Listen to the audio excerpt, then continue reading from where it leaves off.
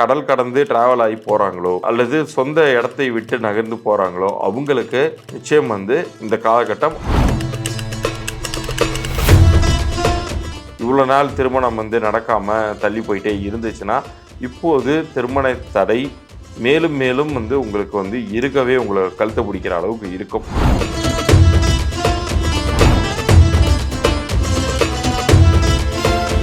அதுலேயும் குறிப்பாக ஆரோக்கியத்தில் நீங்கள் வந்து கொஞ்சம் கவனம் செலுத்த வேண்டிய ஒரு நிலையில தான் நீங்கள் இருப்பீங்க அப்படின்னு சொல்லணும். ஏன்னா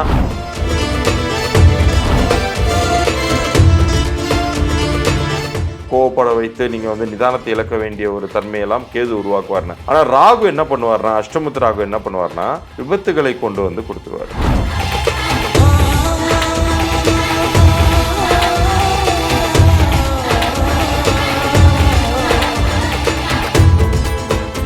சிம்ம ராசிக்கு இப்போ இருக்கக்கூடிய சனி குரு பயிற்சி எப்படி இருக்க போகுது அப்படிங்கிறத பார்ப்போம். வாக்கிய பஞ்சாங்க ரீதியாக ஆல்ரெடி 20ஆம் தேதியே சனி பயிற்சி ஆயிடுச்சுன்னாலும் உங்களுக்கு வந்து திருக்கணிதப்படி 17ஆம் தேதி தான் பயிற்சி ஆகுது. இந்த காலகட்டம் உங்களுக்கு 7ஆம் வீட்டில் சனி நிற்கிறாரு. தொழில் வாய்ப்பு உங்களுக்கு ரொம்ப நன்றாகவே வரப்போகுது அப்படின்னே சொல்லலாம். ஏன்னா இந்த காலகட்டத்தில் வந்து உங்களுக்கு நிறைய இருக்கிற இடத்த விட்டு வெளியூருக்கோ வெளிநாட்டுக்கோ செல்லக்கூடிய அமைப்பு இருந்தால் எந்தவித பாதிப்பும் உங்களுக்கு வந்து இந்த பயிற்சி காலகட்டங்களில் உங்களை அண்டாது. யார் ஒருத்தவங்க கடல் கடந்து டிராவல் ஆகி போகிறாங்களோ அல்லது சொந்த இடத்தை விட்டு நகர்ந்து போகிறாங்களோ அவங்களுக்கு நிச்சயம் வந்து இந்த காலகட்டம் அனுகூலம் மிகுந்ததாக இருக்க போது பயப்படவே தேவையில்லை. ஒவ்வொரு சேனல்லையும் ஒவ்வொரு விதமான பலன்கள் சொல்லும்போது உங்களுக்குள்ளார ஒரு பதட்டம் இருக்கும். ஐயோ, இந்த சனி பயிற்சி நமக்கு வந்து ஃபெயிலியர்ஸை கொடுத்துருமோ, குரு பயிற்சி ஃபெயிலியர்ஸை கொடுத்துருமோ அப்படின்னு.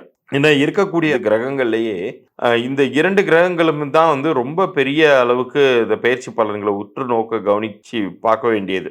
அதற்கு அடுத்தபடியாக ராகு கேதுவையும் சொல்லலாம்.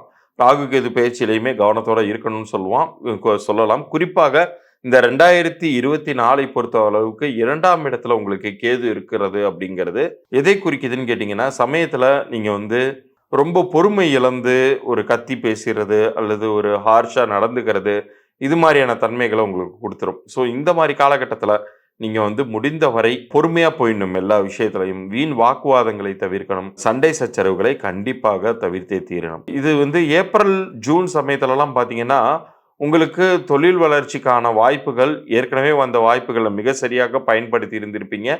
மேன்மேலும் அது விருத்தி அடையக்கூடிய அம்சத்தையே அது கொடுக்கும். காரணம் என்னன்னா, உங்களுக்கு இவ்வளோ நாள் 9ல் இருந்த குரு ஃபுல் ப்ரொடெக்ஷன் கொடுத்து உங்களுக்கான வாய்ப்புகளை உருவாக்கி தந்த குரு இப்போ உங்களுக்கு பணத்தையும் தர ஆரம்பிப்பார். ஏன்னா 10ஆம் வீட்டுக்கு போகிறதுனால தொழில் வாய்ப்புகளாக உங்களுடைய நிலை வந்து கண்டிப்பாக உயரும். இந்த காலகட்டத்தில் நீங்கள் எதை பற்றியும் பெரிய அளவுக்கு யோசிக்காமல் செயலில் இறங்கிட்டாலே போதும், நிச்சயம் வந்து நீங்கள் வந்து ஜெயிப்பீங்க அப்படின்னு உறுதியாக சொல்லலாம். சரி, உங்களுக்கு வந்து இப்போ இந்த யாராச்சும் திருமணத்திற்காக அந்த வயதுகளில் இருக்கீங்க, இவ்வளோ நாள் திருமணம் வந்து நடக்காமல் தள்ளி போயிட்டே இருந்துச்சுன்னா இப்போது திருமண தடை மேலும் மேலும் வந்து உங்களுக்கு வந்து இருக்கவே உங்களை கழுத்தை பிடிக்கிற அளவுக்கு இருக்கும். விலகுமா அப்படின்னு கேட்டால் ஏதாவது ஒரு காரணத்தினால அது இன்னும் கொஞ்சம் விலகி போயிட்டே இருக்கும். ஆனால் அது நல்லதுக்குன்னு எடுத்துக்கோங்க.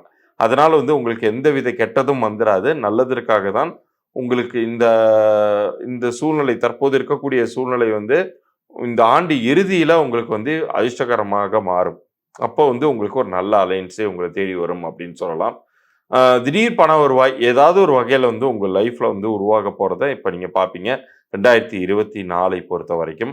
அதுலேயும் குறிப்பாக ஆரோக்கியத்தில் நீங்கள் வந்து கொஞ்சம் கவனம் செலுத்த வேண்டிய ஒரு நிலையில தான் நீங்கள் இருப்பீங்க அப்படின்னு சொல்லணும். ஏன்னா ஆரோக்கிய குறைபாடு அப்படிங்கிறது இன்னைக்கு வந்து ரொம்ப சர்வசாதாரணமாக போயிடுச்சு. அதுவும் நம்ம கொரோனா காலகட்டத்தில் வேற இருக்கோம்.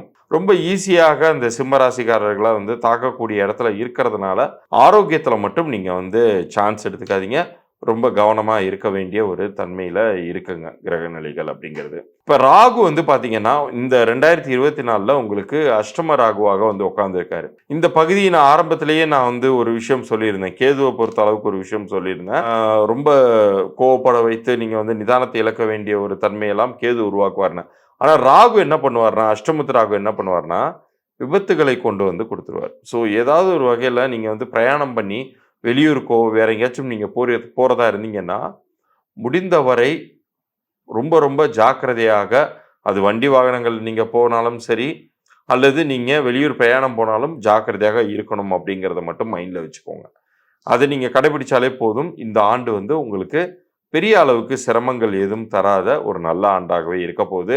காரணம் 2 மேஜரான கிரகங்கள் பெயர்ச்சியா இருக்கு. ஒண்ணு வந்து சனி, இன்னொன்னு வந்து குரு. இதுல சனிய பொறுத்த அளவுக்கு நீங்க பெரிய அளவுக்கு பயப்பட வேண்டாம். திருமணம் மட்டும் தான் தள்ளி போகுமே ஒழிய, மத்த வகையில பெரிய அளவுக்கு பாதிப்பு தந்துராது. குரு வந்து ஏற்கனவே நல்ல பொசிஷன்ல இருக்காரு. அது மேலும் மேலும் ஒரு விருத்தி அம்சத்தின் தன்மையில வெளிப்படக்கூடிய வகையில தான் அடுத்தடுத்த இடங்களுக்கு போறாரு. ஸோ எதை கொண்டும் நீங்க பயப்படாம இந்த பலன்கள் படி நீங்க வந்து சந்தோஷமாக வாழலாம் இந்த ஆண்டை பொறுத்தவரை.